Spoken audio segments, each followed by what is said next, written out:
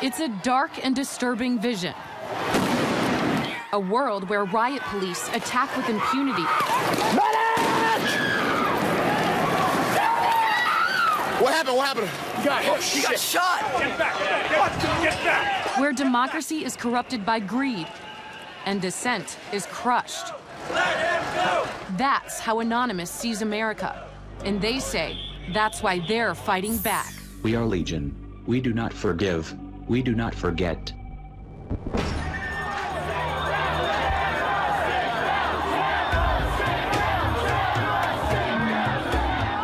It's a movement that defies description. Leaderless. Tell me what democracy looks like. Faceless. Anarchic. This is our space. A loose collective born on the internet. Anonymous has no official members and no hierarchy.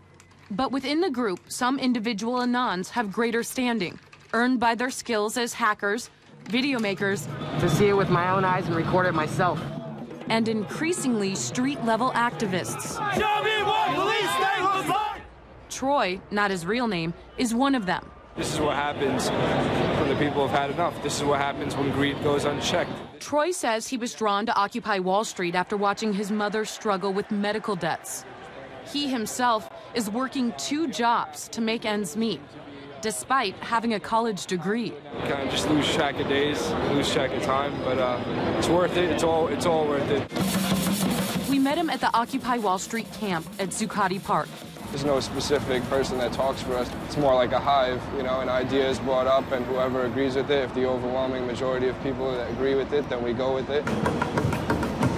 So we're following Troy, and he's been out here policing, kind of making sure that all of these protesters are getting along with the community and not causing any problems. We're handling internal affairs as far as damage control within the community, making sure that everybody's respecting the local small businesses around here. How's it going? How's it going? But he's not just watching over the protests. He's also watching the police. Part of the evolution of Anonymous from hackers to activists. Anonymous was born a decade ago in one of the weirdest and darkest corners of the internet, an anything-goes image board called 4chan. 4chan users post anonymously, and the name stuck. We do not forgive. The group adopted a distinct identity and its own symbolism. A mask taken from the movie V for Vendetta, a retelling of the story of the English rebel Guy Fawkes and his plot to blow up the House of Lords in 1605. Instead of gunpowder, Anonymous uses the internet. Anonymous attacks its targets by flooding and crashing corporate and government websites, or digging up and publicizing highly embarrassing information. It's called trolling. They troll targets out of genuine outrage, but also just for fun. LULZ, it's a kind of pluralization and bastardization of laugh out loud. New York University professor Gabriella Coleman has been watching Anonymous for years. It's a term that kind of denotes this sort of pleasure, humor, laughter, everything from something which is quite playful, harmless, to engaging in a kind of full-fledged trolling attack that humiliates. Anonymous's campaigns, known as operations or ops, can be dramatic. In late 2010, a distributed denial of service attack took down the website of PayPal after the company cut off support for the online whistleblower site WikiLeaks. PayPal continues to withhold funds from WikiLeaks, a beacon of truth in these dark times. 16 Anons were arrested by the FBI, charged with conspiring to intentionally damage PayPal's computers. This is a message from Anonymous to the Bay Area Rapid Transit System BART. This summer, Anonymous attacked the San Francisco area's public transportation system, BART. BART had cut cell service within the transit system as a way of disrupting anti-police brutality protests. Anonymous's reaction was devastating and vicious. We will not issue any more warnings. Op BART included the release of a naked photo of a senior BART employee.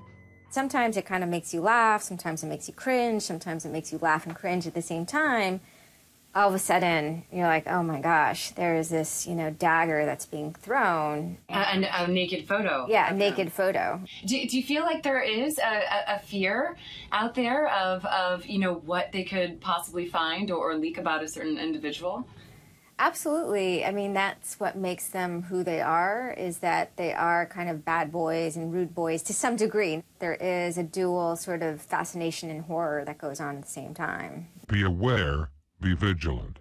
Anonymous was evolving, using its power to shock and disrupt to effect social change. During the Arab Spring, the collective emerged as a full-fledged activist group, taking up the cause of Tunisians fighting against a repressive regime, literally saving lives. The Tunisian government has made itself an enemy of Anonymous. They did everything from take down government websites. They wrote scripts to stop the phishing of passwords. They brought massive media attention to Tunisia. And last fall, Anonymous broke cover here at home, stepping out from behind their secure computer screens for a new cause: Occupy Wall Street. There is a revolution brewing. Suddenly, the symbols of Anonymous were everywhere, in flags, masks, banners. We are Anonymous. Anonymous likens itself to the Air Force of the Occupy movement. Everyone, everywhere will be occupying their towns, their capitals, and other public spaces. Anonymous has an array of people on the streets.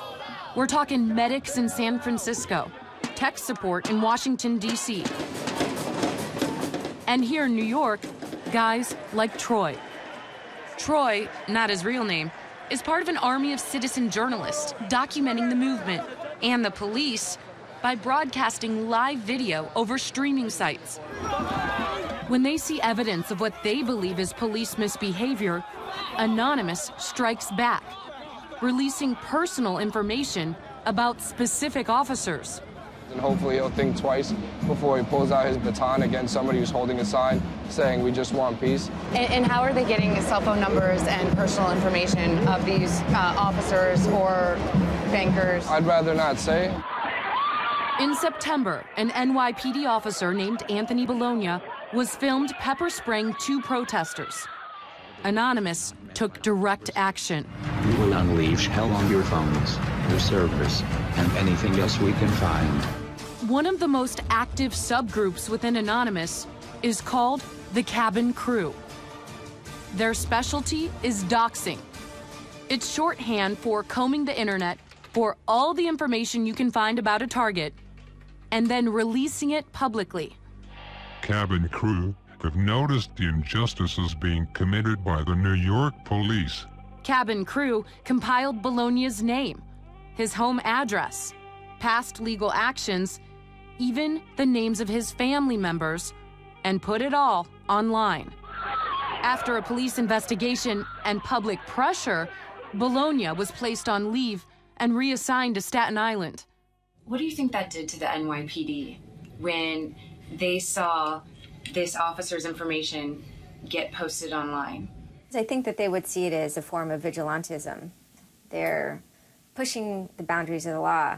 But I think some of their actions also reveal the ways in which either private security companies or police are also acting outside of the boundaries of the law.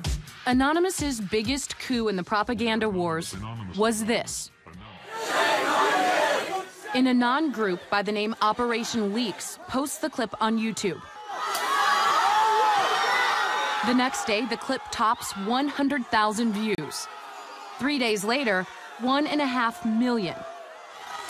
The casually spraying cop had it all. It was outrageous, ridiculous, lulzy, and effective. Police in riot gear sprayed students. Pepper spraying student protesters. The incident was picked up by the mainstream media and replayed over and over again. They shot me. Anonymous wants to frame the narrative of the Occupy movement as a contest between peaceful protesters and a militarized police state.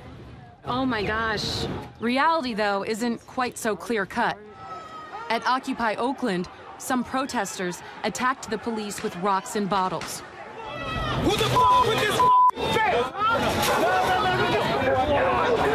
Others erupted in a fury after the city tore down their encampment. They're getting a little heated. Some people are trying to tear down this fence and head into the main area, but others are trying to keep them quiet and calm so that the police don't have to get re-involved. I need some help. We need some more help over here. You're fucking willing to fight us, but not the police? They tried this fence, and you're doing their job. The anonymous PR machine focused solely on instances where the cops got out of line. And they have plenty of ammunition. What happened? What happened? He got shot. During one night of chaos, police apparently fired a projectile directly at a former Marine named Scott Olson, who was peacefully protesting against the crackdown. Anonymous went into overdrive. I hereby declare this to be an unlawful assembly. Scanning the video for police badge numbers and names, offering a reward for anyone who could identify the officer responsible. The case is still under investigation.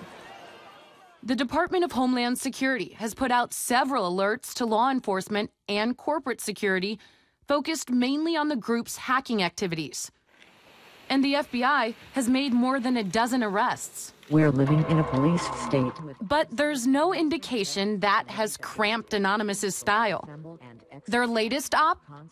Merry Christmas and a Happy New Year to all on planet Earth. On Christmas Day, members crashed the website of a security research company, hacking its client list along with their credit card numbers in order to steal $1 million for donations to charity.